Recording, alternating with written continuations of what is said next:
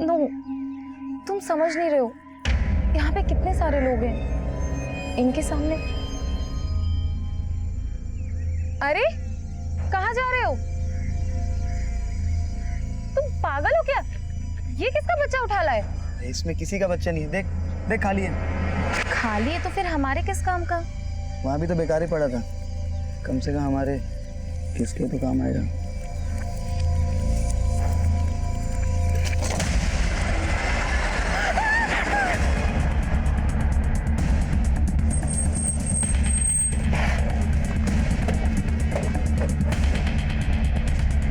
पीछे हटिए आप लोग। हटिए।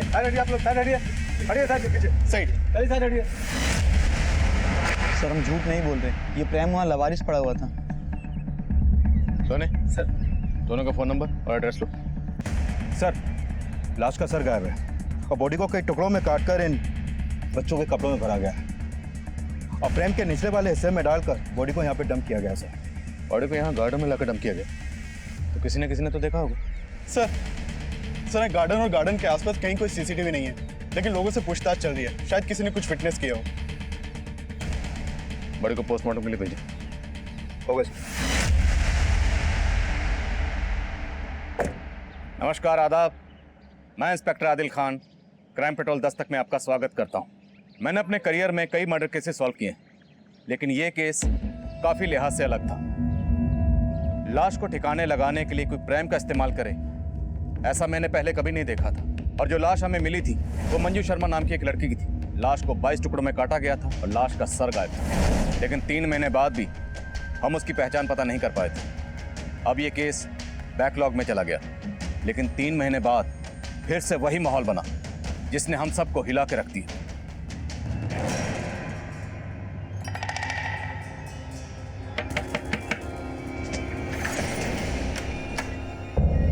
नमस्ते भाई साहब, ये ना बच्चों के कपड़े हैं जी, एक से एक वैरायटी है जी मेरे पास, देखो आप। नहीं हमें नहीं चाहिए। अरे भाई साहब एक ले लो ना, सुबह से ना बौनी तक नहीं हुई है जी मेरी, देखो तो सही कितने सोने कपड़े हैं। ये बच्चों के कपड़े बेच रही, देखो कुछ चाहिए था तुम्हें? ये ना मेरे पास बच्चों के कपड़े हैं जी, एक से एक वैरायटी है, देखो ये तो गुड़िया पे बहुत ही फबेगा जी, कितनी प्यारी बच्ची है। और प्राइस क्या है? अरे आप प्राइस की टेंशन ना लो जी, एक काम करो आस पड़ोस वालों को भी बुला लो, ज्यादा लोग लेंगे ना तो दाम कम कर देना है मैंने।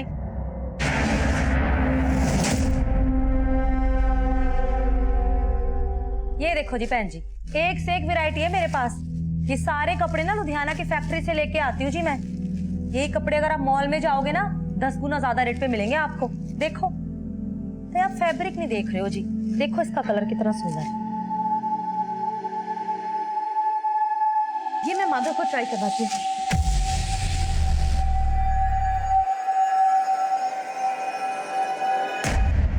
बेटा मैं रोटी और ला रहा हूँ। अरे परमीला भाभी, आपने तो पूरा मार्केट लगा दिया आज। अरे बहन जी तुसी भी देखो ना कितने सोने सोने पीस है, ये देखो।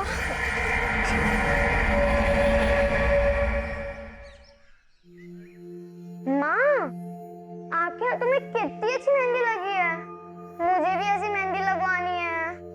दीदी स्कूल में मेहंदी लगवाना अलाउड नहीं है, टीचर डांटेगी। समर वेकेशन आ रही है तो मैं मेहंदी तो लगवा ही सकती हूँ, क्यों मम्मी? बिल्कुल बेटा, चलो आप जल्दी करो। माधव जल्दी, लेट हो रहे हैं स्कूल के लिए। चाबी ले ली तुमने? मैं भी ऑफिस जा रहा हूँ। हाँ ले ली, चलो जल्दी चलो, स्कूल के लिए लेट हो रहे। आओ जल्दी चलो माँ।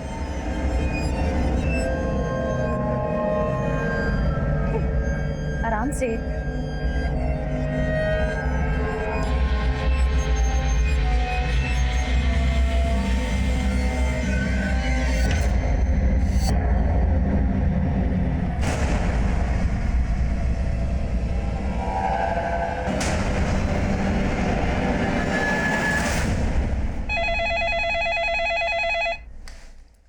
हेलो,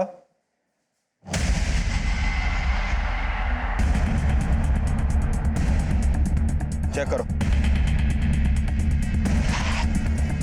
सर, वो लावारिस बैग पड़ा देखा तो यहाँ के लोगों ने कंट्रोल रूम में फोन किया। हमने चेक किया तो देखा ये बैग लाश के टुकड़ों से भरा पड़ा है। सर ये देखिए, हाथों में मेहंदी लगी है, पक्का ये लाश किसी औरत की है। लेकिन सर इसका सर गायब है। 3 महीने पहले हमें प्रेम में जिस औरत की कटी हुई लाश मिली थी उसका भी सर गायब था। सर मॉडस ऑपरेंडी सेम है, लेकिन हम उस औरत की पहचान पता नहीं कर पाए थे। और यहाँ भी क्रिमिनल ने इस औरत की पहचान पता करने का कोई क्लू नहीं छोड़ा।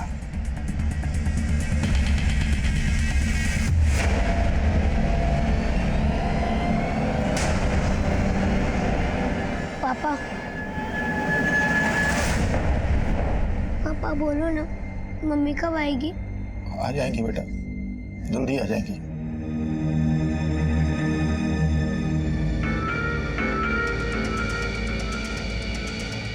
सर बॉडी को कई टुकड़ों में काटा गया है और सिर भी गायब है। सर 3 महीने पहले जो लाश हमें प्रेम में मिली थी उसको भी कई टुकड़ों में काटा गया था। उस बॉडी का और इस बॉडी का काटने का पैटर्न बिल्कुल सेम है। किसी छोटे हथियार से धीरे धीरे रेत कर काटा गया है। यानी इस औरत का किलर और उस औरत का किलर एक ही हो सकता है जिसकी लाश हमें 3 महीने पहले मिली थी। एब्सोल्युटली। और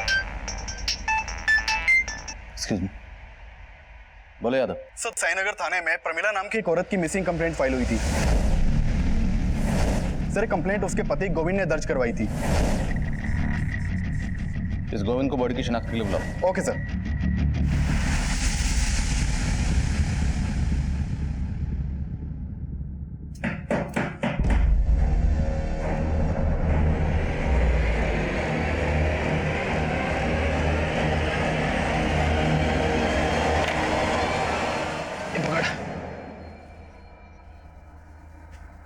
लुधियाना से तो तू कल ही निकल गया था और तू अब घर आया है।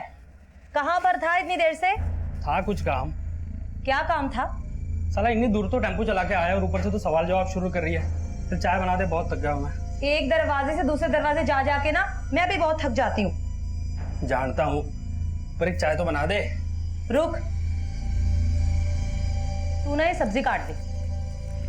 खाना खाना है ना तो मदद करनी पड़ेगी मेरी।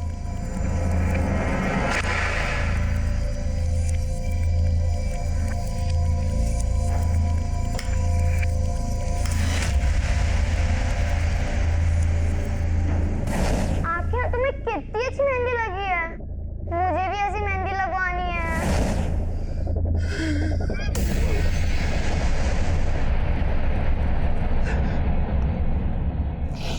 कल आखिरी बार मेरी प्रमिला से फोन पे बात हुई सर। गोविंद, आज आप फिर टिफिन ले जाना भूल गए? हाँ जानता हूँ, डोंट वरी, कुछ खा लूंगा बाहर में। वैसे बनाया क्या तुमने? मटर पनीर। लेकिन आप क्यों पूछ रहे हैं? आप तो वैसे भी बाहर खाने वाले हैं। अरे तो रात को घर पे आके खा सकता हूँ ना। अच्छा गोविंद, वो बच्चों के स्कूल से आने का टाइम हो गया तो मैं फोन रखती हूँ, उन्हें लेने जाना है। सर फिर मुझे पता चला कि प्रमिला बच्चों को लेने पहुंची नहीं थी। बच्चे वहां वेट करते रहे। फिर किसी पड़ोसी ने देखा तो वो बच्चों को लेके घर आए सर। वो घर आए तो देखा कि वहां ताला लगा हुआ है। अंदर तो मम्मी दिख ही नहीं रही है आंटी। फोन की बेल तो जा रही है। आंटी फोन की आवाज तो अंदर से आ रही है। तो प्रमिला फोन अंदर रख के कहाँ चली गई? एक काम करते हैं, प्रमिला के हस्बैंड को फोन करके उसे इन्फॉर्म करते हैं। फिर मैं घर आया, कुछ समझ नहीं आ रहा था सर। प्रमिला अचानक से देखिए, जैसा आपने बताया कि आपकी पत्नी प्रमिला ने फोन करके आपको ये कहा कि वो बच्चों को स्कूल बस से पिक करने जा रही है, लेकिन अगर वो वहां नहीं गई तो और कहाँ जा सकती हैं? सर उसने फोन पे तो यही बोला था कि वो बच्चों को लेने जा रही। और वो अपना फोन घर पे क्यों छोड़ के गई? सर हो सकता है उसे लगा हो कि बच्चों को लेके वापस आना, तो छोड़ दिया। देखिए, अगर ऐसा है तो आपकी पत्नी के साथ जो भी हुआ है वो आपके घर से लेके उस रास्ते के बीच में ही हुआ है जहाँ पर स्कूल बस आपके बच्चों को ड्रॉप करती है। आपके बच्चे कहाँ?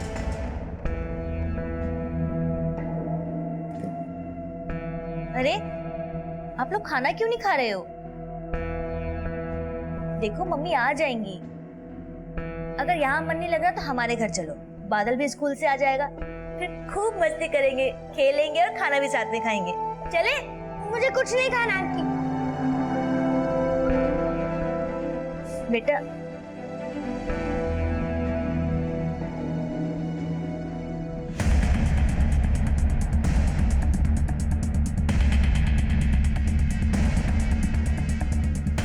सर मैंने उस दिन दोपहर को प्रमिला को देखा था, वो कहीं बाहर जा रही थी।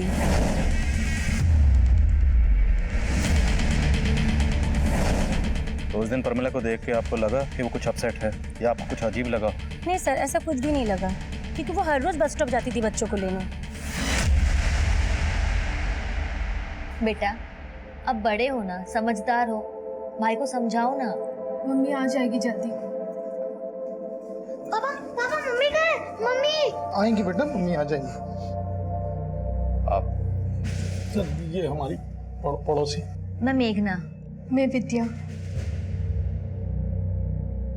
बेटा कौन से स्कूल में पढ़ते हो आप लोग?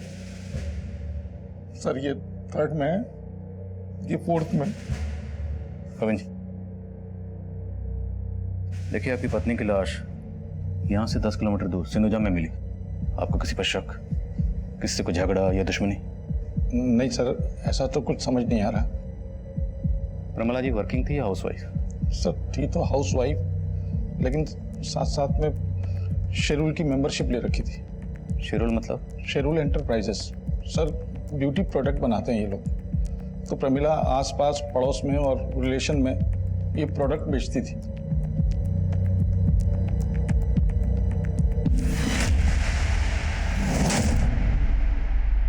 सर, हमने प्रमिला के आस पड़ोस में कई लोगों से बात की। उनसे प्रमिला के पति गोविंद के एक अफेयर के बारे में पता चला। अफेयर? हाँ सर, एक्चुअली प्रमिला के पड़ोस में एक विद्या नाम की औरत भी रहती है। सर ये विद्या अभी 4 महीने पहले ही अपने पति के साथ वहां पर शिफ्ट हुई थी।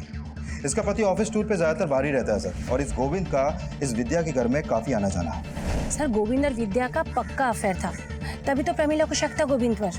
शक? सिर्फ शक ही नहीं था सर, गोविंद और प्रमिला का तो आए दिन इसी बात पर झगड़ा होता रहता था। और सर प्रमिला के दोनों बच्चों को बस स्टैंड से विद्या ही घर लेकर आई। और विद्या का गोविंद से अफेयर है। गोविंद ने हमें ये बताया था कि प्रमिला ने सिर्फ फोन पर यह कहा था कि वो बच्चों को स्कूल बस से लेने जा रही, लेकिन हो सकता है कि प्रमिला ने गोविंद को ऐसा कुछ कहा ही ना, बल्कि इस गोविंद ने खुद प्रमिला को कहीं बुलाया और उसका कत्ल कर दिया। बुलाओ इन दोनों। Okay sir.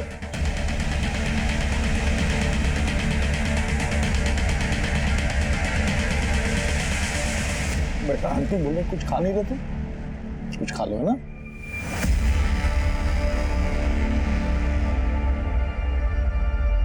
गोविंद जी आपको हमारे साथ थाने चलना होगा, और विद्या जी आपको भी। मुझे क्यों? थाने चलिए, बताते हैं। मेघना जी बच्चों का ख्याल रखना।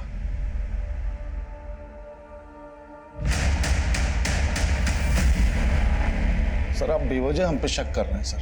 हम शक नहीं कर रहे, बल्कि हम तो मान रहे हैं कि तुम दोनों ने प्रमिला का मर्डर किया। नहीं सर, हम दोनों ने ऐसा कुछ नहीं किया है। अच्छा, इसके बच्चों को स्कूल बस से लेने तुम ही गई थी? हाँ सर। अब तुम बोलो, प्रमिला को कहाँ बुलाया और कहाँ उसका मर्डर किया? सर ये क्या कह रहे हैं आप सर? हम लोगों ने ऐसा कुछ नहीं किया सर।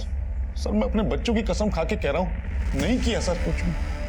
सर मानते हैं हमारा रिश्ता गलत है, लेकिन प्रमिला के मर्डर से हमारा कोई लेना देना नहीं है सर। हाँ सर।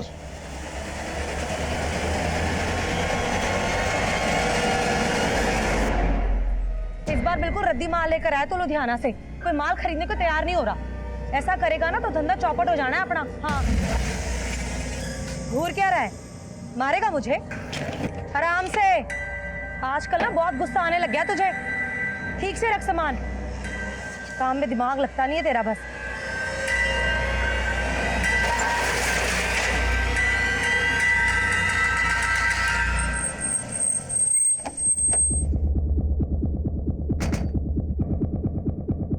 सर ये प्रमिला की postmortem report.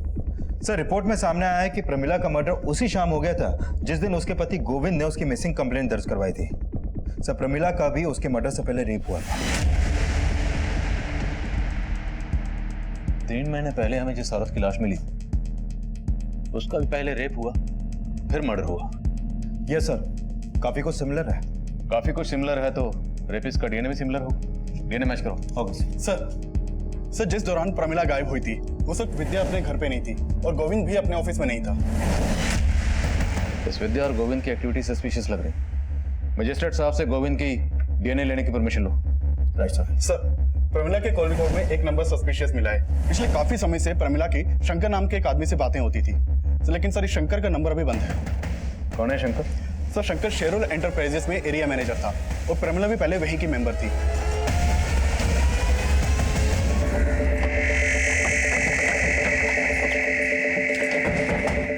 Yes sir, Shankar पहले हमारी कंपनी में था, उसी ने प्रमिला को हमारी कंपनी में इंट्रोड्यूस किया था, पर सर बाद में प्रमिला ने उसकी कंप्लेंट की सर। कैसी कंप्लेंट? शेरोल एंटरप्राइजेस का जो प्रोडक्ट इस बार मेरे बनाए हुए मेंबर्स को अलॉट हुआ है वो नकली है। ये आपसे किसने कहा? अरे किसने कहा मतलब, मैंने खुद चेक किया है। देखिए मैम, आप इधर आइए। मुझे कहीं आने की जरूरत नहीं है, आप मेरी बात सुनिए। शेरोल एंटरप्राइजेस का टैग उस प्रोडक्ट पे है लेकिन प्रोडक्ट नकली है। मैम आप आराम से बात कीजिए, मैं आपको। प्रमिला की कंप्लेंट जायज़ थी सर। हमने इंक्वायरी की तो पता चला कि सिर्फ प्रमिला नहीं, ऐसी कई और औरतों को भी चीट कर रहा था। सर एक्चुअली शंकर थोड़ा सा कैरेक्टरलेस था। थोड़ा सा मतलब?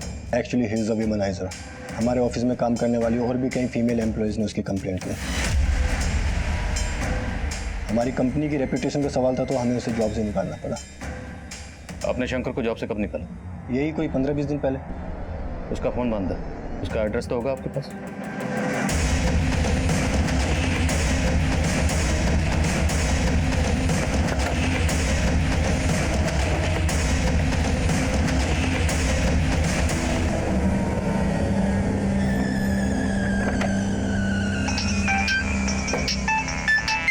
हाँ विकास।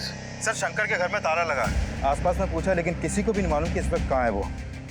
अब गोविंद और विद्या के अलावा ये शंकर भी हमारा सस्पेक्ट है। इस शंकर के लिए लुकआउट नोटिस जारी करो। नमस्ते जी, मैं शंकर शिरू ब्यूटी प्रोडक्ट से। मैंने आपको कॉल किया था ना? जी जी, आइए प्लीज। Thank you.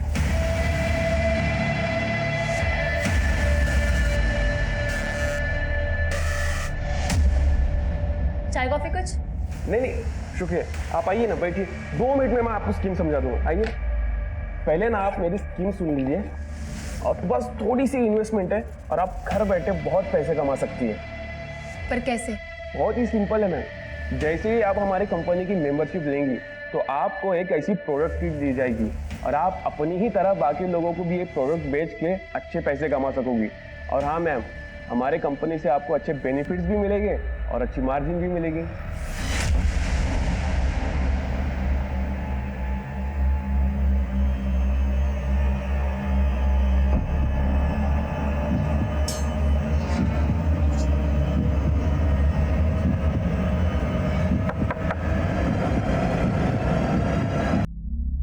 किसने कहा तुमसे ये? सब यही कहते हैं कि आपने और विद्या आंटी ने मिलकर मम्मी को मार डाला। झूठ बोलते हैं सब बेटा, ऐसा कुछ नहीं किया। आप झूठ बोल रहे हो। अब आप हम दोनों को भी मार डालोगे ना? बेटा ऐसा मत बोलो। मुझे ऐसे बात नहीं करनी। चल माधव। तृप्ति, माधव, बेटा, तृप्ति, बेटा, बेटा दरवाजा खोलो तृप्ति। माधव,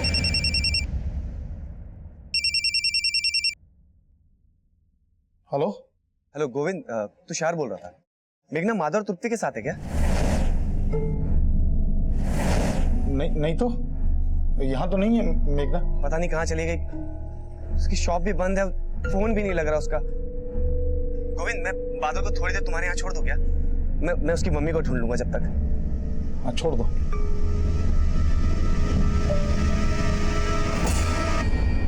बहन जी, आप एक काम करो, ये बच्चा मुझे दे दो, आप ना आराम से देखिए। लो। अच्छा जी, संभाल।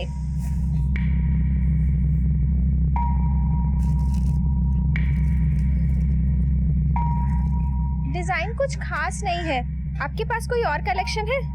जी कलेक्शन तो बहुत है मेरे पास, लेकिन वो क्या है ना, जल्दबाजी में मैं लेके नहीं आ पाई। आप ना एक काम करो, आप ना मेरे गोदाम में आ जाओ, वहाँ ना आपको बहुत सारी वैरायटी देखने को मिलेगी जी। पर बहन जी, आपका गोडाउन कहाँ है? आप एक काम करो, पेन और पेपर ले आओ, मैं गोडाउन का एड्रेस लिख के दे देती हूँ आपको। अभी राइट। हाँ।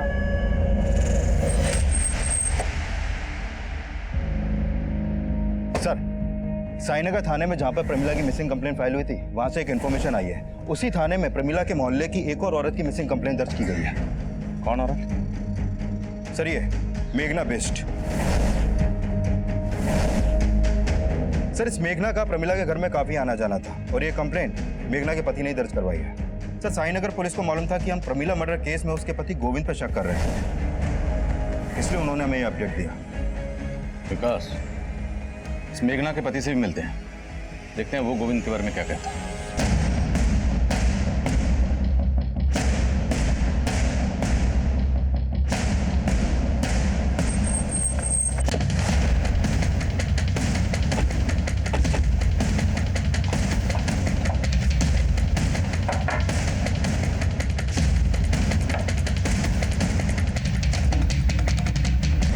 सर, साईनगर थाने की पुलिस भी मुझसे विद्या और गोविंद के बारे में पूछ रही थी, क्योंकि उनको डाउट था कि प्रमिला के मर्डर में उन दोनों का हाथ हो सकता है। लेकिन मेरी बीवी को लगता था कि प्रमिला के मर्डर में गोविंद और विद्या नहीं हो सकते।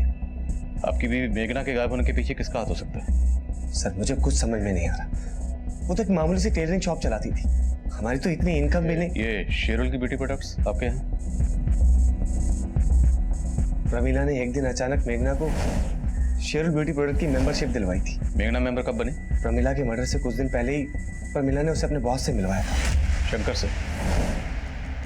शायद, लेकिन फिर पता चला कि उनकी किट में सारे प्रोडक्ट फेक है। प्रमिला ने कहा था कि मेघना को अपने बॉस से सारे पैसे वापस दिलवा देगी, लेकिन प्रमिला हमें पैसे दिलवाती उससे पहले उसकी डेथ हो गई। मुझे लगा कि मेघना शंकर से मिलने उसके ऑफिस गई होगी, लेकिन मैंने जब वहां जाके पता किया तो पता चला कि शंकर को तो कुछ दिन पहले ही ऑफिस से निकाल दिया गया था और मेघना तो कभी ऑफिस गई नहीं थी। सर, हम मानते हैं कि प्रमिला के साथ मेघना को भी शंकर ने चीट किया होगा, पर सर मेघना यहाँ कभी नहीं आई। और सर, हम तो आपको पहले ही बता चुके हैं कि शंकर को हमने जॉब से निकाल दिया था। सर, पहले प्रमिला का मर्डर और अब मेघना गायब, और इन दोनों का कनेक्शन इस शेरुल इंटरप्राइजेस से ही जुड़ा हुआ है। सर, कहीं ऐसा तो नहीं कि प्रमिला की तरह इस मेघना को भी शंकर ने गायब किया हो? तो शंकर के घर पे ताला लगा हुआ है और उसका फोन बंद है। ये मेघना शंकर के टच में आई कैसे? मेघना की कॉल रिकॉर्ड निकलो, हो सकता है उसमें शंकर का कोई दूसरा नंबर है। मंजू तब तक हमारे लिए एक अनजान लाश थी, और प्रमिला मर्डर केस का मंजू के केस से कोई ताल्लुक था या नहीं, ये तब हम श्योर नहीं थे। और प्रमिला मर्डर केस में हमें उसके हस्बैंड गोविंद का मोटिव नजर आ रहा था, और शंकर भी प्राइम सस्पेक्ट बन के सामने आया था। और अब मेघना मिसिंग केस भी मेघना मर्डर केस में तब्दील होने वाला था।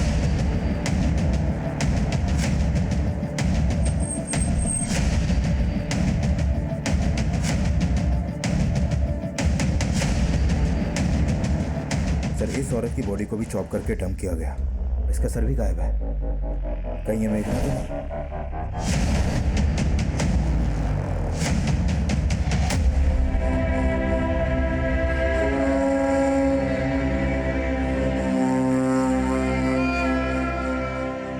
तीनों मर्डर्स में मॉडस ऑपरेंडी सेम है, तो कातिल भी सेम ही होगा। प्रमिला और मेघना के मर्डर्स में ये शंकर कॉमन, तो पूरे चांसेस हैं कि जिस औरत की लाश हमें 3 महीने पहले भी इस प्राइम में मिली थी, उसका कातिल भी यही शंकर होगा। सर, शंकर का नेटिव एड्रेस कानपुर का है, वहाँ इसके पेरेंट्स रहते हैं, लेकिन ये काफी टाइम से कानपुर गए नहीं। लेकिन कानपुर पुलिस की इसके पेरेंट्स पे नजर है। इस शंकर का मिलना बहुत जरूरी है, इससे पहले कि किसी और औरत को अपना टारगेट बनाए। We have to catch him. Right sir? तुम बहुत मजाकिया हो। वैसे मुझे तुम्हारी स्किन पसंद है। और मैं? क्या? अरे मजाक कर रहा था यार। वैसे अब तुम घर बैठे लाखों कमा सकती हो, क्योंकि अब तुम हमारी स्पेशल मेंबर भी बन गई हो। और स्पेशल मेंबर के लिए स्पेशल गिफ्ट। गिफ्ट? मेरे लिए?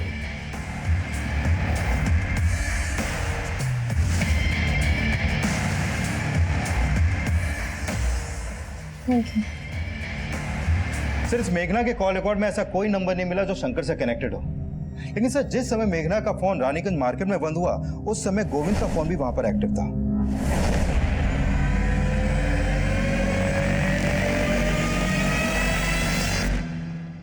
दीदी, पापा झूठ नहीं बोल रहे, वो हमसे बहुत प्यार करते हैं, और अब बिना वजह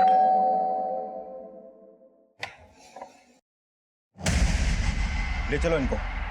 लेकिन मेरी बात सुनिए सर। चलिए चलिए। पापा, देखिए मेरी बात। पापा, पापा, अंकल, अंकल कहाँ ले जा रहे हो मेरे पापा को? पापा, पापा झूठे हैं। पापा नहीं, मम्मी को मारा है। अरे मैं कुछ नहीं किया यार, आप लोग बार बार पकड़ लेते हो। सर, समझते क्यों नहीं आप लोग? पहले तू हमें समझा। प्रमिला को तुमने मारा विद्या के लिए, लेकिन मेघना को मारने के पीछे तेरा मोटिव क्या था? सर मैं बार बार कह रहा हूँ, न मैंने मेघना को मारा न प्रमीला को मारा। सर आप कैसी बात कर रहे हैं? जिस दिन मेघना का फोन रानीगंज में स्विच ऑफ हुआ उस दिन तेरा फोन वहीं एक्टिव था। अब ये महज इत्तेफाक तो नहीं हो सकता? सर मैं रानीगंज मार्केट गया था, लेकिन मैंने रानीगंज मार्केट क्यों गया था? सर मुझे मेघना पे शक था, इसलिए मैंने सोचा कि कहानी मत सुना। मैं सच कह रहा हूँ सर। मुझे मालूम था कि मेरी पत्नी प्रमीला ने मेघना को अपना सूट सिलने के लिए दिया है, तो मुझे लगा जिस दिन वो गायब हुई है उस दिन उसकी दुकान पे जरूर गई होगी, और मैंने मेघना से बात भी की। सर मेघना जी, प्रमीला ने बताया था कि आपके यहाँ उसने सूट सिलने के लिए दिया था, तो आखिरी बार जब बच्चों को लेने आई होगी तो आपकी दुकान पे तो जरूर आई होगी। आप नहीं गोविंद भैया, वो मेरे पास नहीं आई थी। अगर वो आई होती तो मैं आपको पहले बता देती। लेकिन आपको मुझे लेट हो रहा है, मैं भी चलती हूँ। हाँ? सर मुझे लगा मेघना झूठ बोल रही है, तो मैं उस पर नजर रखने लगा और उसका पीछा करते हुए रानीगंज मार्केट गया था मैं। सर मुझे लगता है मेघना को पता चल गया था कि मैं उसका पीछा कर रहा हूँ, इसलिए वो मार्केट में चालाकी से गायब हो गई। सर चालाकी तू कर, बोल मेघना और प्रमिला को मारने के पीछे की असली कहानी क्या है? और विद्या को इसलिए फंसा रहा था ना ताकि पहले उसका रेप करे फिर मर्डर।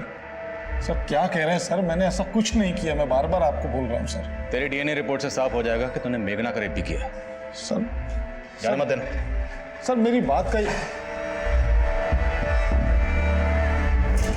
हम यही अंदाजा लगा रहे थे कि बाकी विक्टिम्स की तरह मेघना का भी रेप हुआ होगा, पर पोस्टमार्टम रिपोर्ट ने हमारे इस अंदाजे को गलत साबित कर दिया।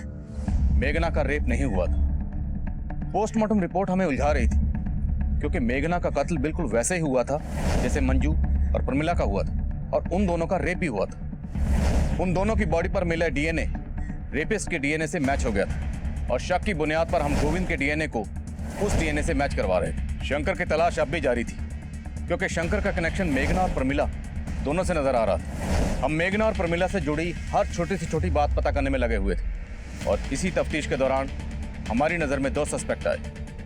सर प्रमिला के घर में एक औरत आती थी जो छोटे बच्चों के कपड़े दिखाती थी यहाँ पे, और साथ में उसका पति भी आता था टेम्पो में। पर प्रमिला के मर्डर के बाद वो दोनों अचानक आना बंद कर दिया। लाश के टुकड़ों को 4 से 6 साल के बच्चों के कपड़ों में छुपाया गया। अच्छा कौन थी वो औरत, कुछ मालूम है तुम्हें? सर वो बोलती थी कि लुधियाना में किसी फैक्ट्री से वो सामान उठाती है और इधर लाके बेचती है। सर जो औरत प्रमीला और मेघना के घर बच्चों के कपड़े बेचने जाती थी उसका पता चल गया। चित्रा नाम है उसका, और उसके पति का नाम है नवीन।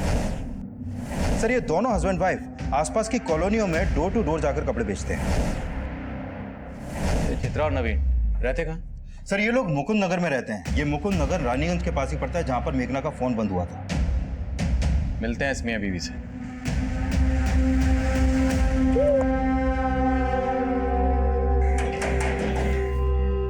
जी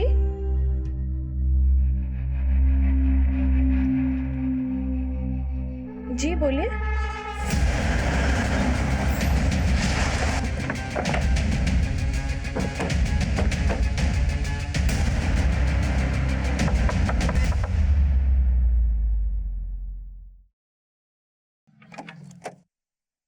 चित्रा जी चेक करो सब्जेक्ट। अरे कोई भी गाना छोटा है, ये सब आप कोई लोग ना क्या कोई कर रहे जरूर हैं? मिलेगा। चेक कर, अरे मेरे घर में इस तरीके से छानबीन क्यों कर रहे हैं सर? अभी पता चलेगा। सुना तो डोर टू डोर जाकर डिलीवरी नहीं करती, कस्टमर को अपने डोर तक भी बुलाती। कितनी औरतों को बुलाया अभी तक? सर ये आप क्या कह रहे हैं? मुझे कुछ समझ में नहीं आ रहा है। सब समझ में आ जाएगा। ये कपड़े तो नहीं बेचे हैं? नहीं सर, ये कपड़े मैंने किसी को नहीं बेचे जी। अच्छा, तब तो तू इस आदमी को भी नहीं जानती होगी। नहीं सर, मैं इस आदमी को भी नहीं जानती। तेरा पति कहाँ है? जी वो तो लुधियाना गया हुआ है। झूठ बोलती है? मैडम जी मैं झूठ नहीं बोल रही हूँ, सच बोल रही तेरे हूँ। पति का फोन नंबर और टेम्पो का नंबर बोल। ठीक है सर जी। सर चित्रा के पति नवीन का नंबर अभी रानीगंज में एक्टिव है। और उसकी बीवी बोली थी वो लुधियाना गया। उसके फोन की एग्जैक्ट लोकेशन ट्रैक करने के लिए कहो, और बोलो तुरंत मेरे फोन पे भेजें। सर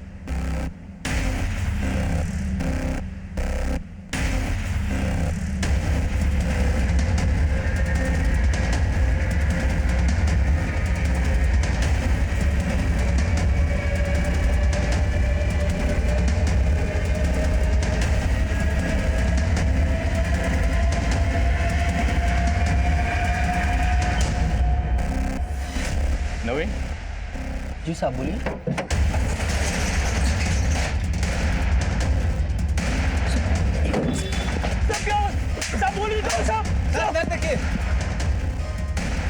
ये देखिए सर।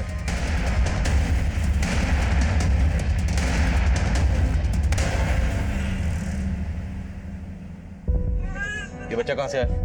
साहब मुझे नहीं पता है बच्चा मेरे टेम्पो में कैसे आया साहब। तो औरतों का रेप और कत्ल करने के साथ साथ बच्चे भी चुरा के बेचता है तू? साहब मैं सच बोलता हूँ, पता नहीं बच्चा कैसे आया टेम्पो में साहब। साहब यकीन मानिए मैंने कुछ नहीं किया साहब। तू जो करता तेरी बीवी भी जानती है ना? सीधा सीधा बोल वरना उधेड़ के रख देंगे। साहब मैं लुधियाना जा रहा था, वो रानीगंज मार्केट से गारमेंट वाले का पेमेंट उठाना था, इसलिए मैं वहां रुक गया। आप चाहे तो पता कर सकते हैं। ये ऐसे नहीं मानेगा, उधेड़ ऐसे बोल। साहब मैंने कुछ नहीं किया साहब। साहब मैंने कुछ नहीं किया। साहब मैंने कुछ नहीं किया।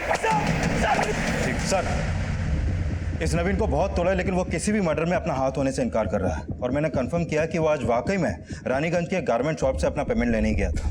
मुझे सर नवीन की बीवी चित्रा ने उस बच्चे को आइडेंटिफाई किया है जो उनके टेम्पो में मिला था। उसने बताया कि वो बच्चा उसकी एक कस्टमर अनुषा का है। लेकिन सर चित्रा इस बात से खुद हैरान है कि बच्चा उसके पति नवीन के टेम्पो में कैसे पहुंचा। अनुषा, पता करो ये अनुषा कहाँ रहती? सर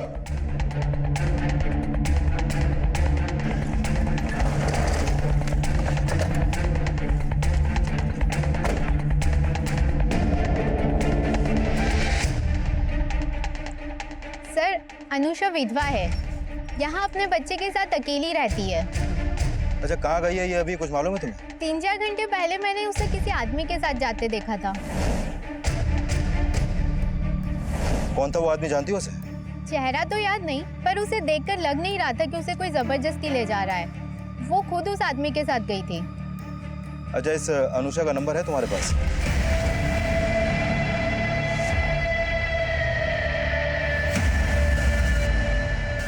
सर अनुषा का फोन भी रानीगंज मार्केट में बंद हुआ था।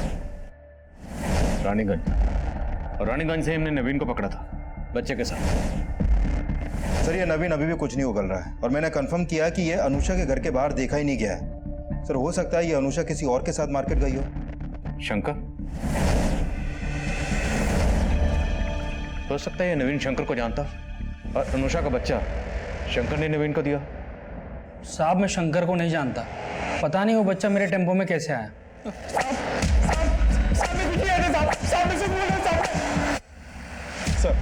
सर शंकर के पेरेंट्स का नंबर हमारी सर्वेलेंस पे था। सर शंकर के पेरेंट्स के नंबर पे इस नंबर से फोन आया था। जब इस नंबर के बारे में पता किया तो पता चला कि ये शंकर का ही दूसरा नंबर है जो आगरा के एड्रेस पर रजिस्टर्ड है। सर ये नंबर को ट्रेस कर लिया। शंकर रानीगंज में था ही नहीं और ये भी नवीन की तरह बार बार यही बोल रहा है कि इसका किसी भी मर्डर में हाथ नहीं है। और सर नवीन और चित्रा के घर में भी ऐसा कोई क्लू नहीं मिला है जिससे लगे कि वहां पर कोई मर्डर हुआ है। मेघना का फोन भी रानीगंज में ही बंद हुआ था और उसकी लाश मिली। अनुषा का फोन भी रानीगंज में ही बंद हुआ, अनुषा गायब होगी और इसका बच्चा हमें मिला रानीगंज में ही नवीन के टेम्पो में। और जिस पार्क में हमें औरत की कटी हुई लाश प्रेम में मिली थी वो पार्क भी रानीगंज में ही है। और प्रमीला जाने से पहले अपना फोन घर पर छोड़ के गई थी, तो हो सकता है शायद प्रमीला भी रानीगंज में कहीं गई हो। तो रानीगंज में ऐसा कोई ठिकाना है जहां पर्पसली इन औरतों को पहले बुलाया जाता है, फिर रेप किया जाता है और उसके बाद उनका मर्डर। पर सर रानीगंज काफी बड़ा एरिया है, वो कहाँ जाती थी ये पता करना आसान नहीं होगा। पर पता करना तो है ना। रानीगंज में जहां जहां सीसीटीवी है सब जगह की सीसीटीवी फुटेज निकालो, उसे खंगालो, खासकर उस वक्त की जब हमें इस औरत की कटी हुई लाश वहां मिली थी। हो सकता है इससे हमें इस औरत की पहचान मिले और हम कातिल तक पहुंच जाएं। हम अब भी ऐसी कई कोशिशें कर रहे थे जिनको अंजाम तक पहुंचाना आसान नहीं था, लेकिन इन कोशिशों के कुछ नतीजे हमारी टीम का हौसला बढ़ा रहे थे। सर आपका अंदाजा बिल्कुल सही था। प्रमिला की हत्या वाले दिन वो रानीगंज मार्केट के एक सीसीटीवी में कैप्चर हुई थी और मेघना उसी मार्केट के दूसरे सीसीटीवी में। ये देखिए सर। लेकिन इसके बाद ये लोग कहाँ गए होंगे इसका पता नहीं चलता। रानीगंज में उस क्राइम सीन तक पहुंचने के लिए अभी हमें और हाथ पैर मारने थे। और जब हमने रानीगंज का 3 महीने पुराना डंप डाटा स्टडी किया तो हमें उस मंजू की पहचान भी मिल गई जिसका कत्ल 3 महीने पहले हुआ था। सर हमने रानीगंज मार्केट का 3 महीने पहले का डंप डेटा स्टडी किया। उसमें 5 नंबर ऐसे मिले जो अभी बंद है, जिसमें से 4 नंबर मेल के नाम पे रजिस्टर्ड हैं और 1 नंबर इस मंजू शर्मा के नाम पे रजिस्टर्ड है। सर इस मंजू की उम्र लगभग 26 साल की है और जिस औरत की लाश हमें 3 महीने पहले मिली थी उसकी उम्र भी 25 से 28 साल के बीच की थी। और ये नंबर तो मथुरा के एड्रेस पर रजिस्टर्ड है। राइट सर, लेकिन इस मंजू का लखनऊ में भी आना जाना था और सर मेघना के कॉल रिकॉर्ड में भी मंजू का नंबर मिला है। मेघना तुषार की बीवी? हाँ सर, और ये भी पता चला है कि तुषार ने एक गोडाउन रेंट पे ले रखा है जो रानीगंज में है। ये वहाँ का एड्रेस है सर।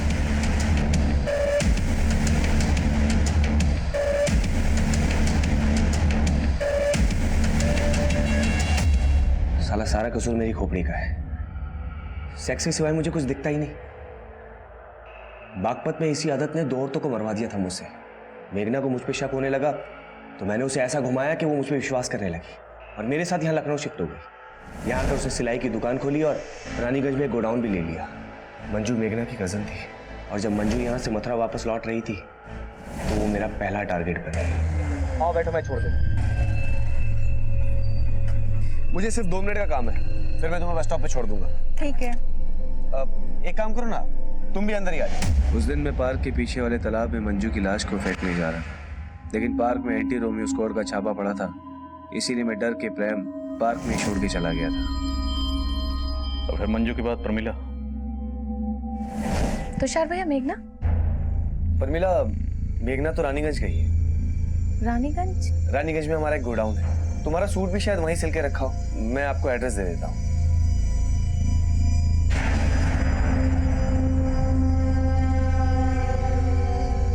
मंजू और प्रमिला के मर्डर के बाद मेघना को मुझ पे शक होने लगा, इसलिए मुझे उसे भी रास्ते से हटाना पड़ा। इसलिए बहाने से मैंने उसे गोडाउन पे बुलाया और फिर मेघना के मर्डर के बाद मैं डर गया था कि मैं फंस जाऊंगा। इसलिए खुद को बचाने के लिए मैंने एक तरफ शंकर का नाम लिया, दूसरी तरफ मैं नवीन और चित्रा के लिए गड्ढे खोद रहा था, क्योंकि पहले भी मैंने उन्हें रानीगंज में देखा था। उनका घर गोडाउन के बिल्कुल नजदीक था और फिर एक दिन मैंने प्रमिला के घर उनको देखा। मैं अगला टारगेट अनुषा को बनाने वाला था और फिर उसके घर के बाहर भी नवीन और चित्रा को देखा।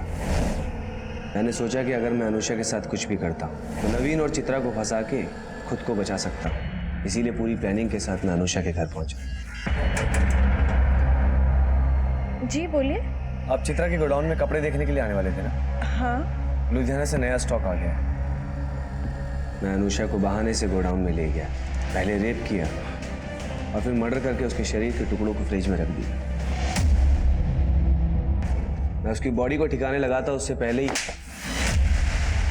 तुषार एक के बाद एक जुर्म किए जा रहा था और हैरान करने वाली बात यह थी कि तुषार की पत्नी मेघना को अपने पति के इन जुर्मों की हर मोड़ पर दस्तक मिल रही थी, लेकिन उसने इस दस्तक को नजरअंदाज किया। उसकी कजन मंजू पिछले 3 महीने से गायब थी और उसे यह भी अंदाजा था कि हो सकता है मंजू का कत्ल उसके पति तुषार ने किया, लेकिन फिर भी उसने इस बारे में पुलिस को कुछ नहीं कहा, जिसका नतीजा ये निकला कि मंजू और प्रमिला के कत्ल के बाद तुषार का वो घिनौना राज मेघना के कत्ल की दस्तक बन गया। अनुषा ने एक अजनबी की बात पे भरोसा किया, वो उस जुर्म की दस्तक को महसूस ही नहीं कर पाई और नतीजा ये हुआ कि उसका बच्चा अनाथ हो गया। कोई भी जुर्म होने से पहले दस्तक जरूर देता है। इस दस्तक को सुनिए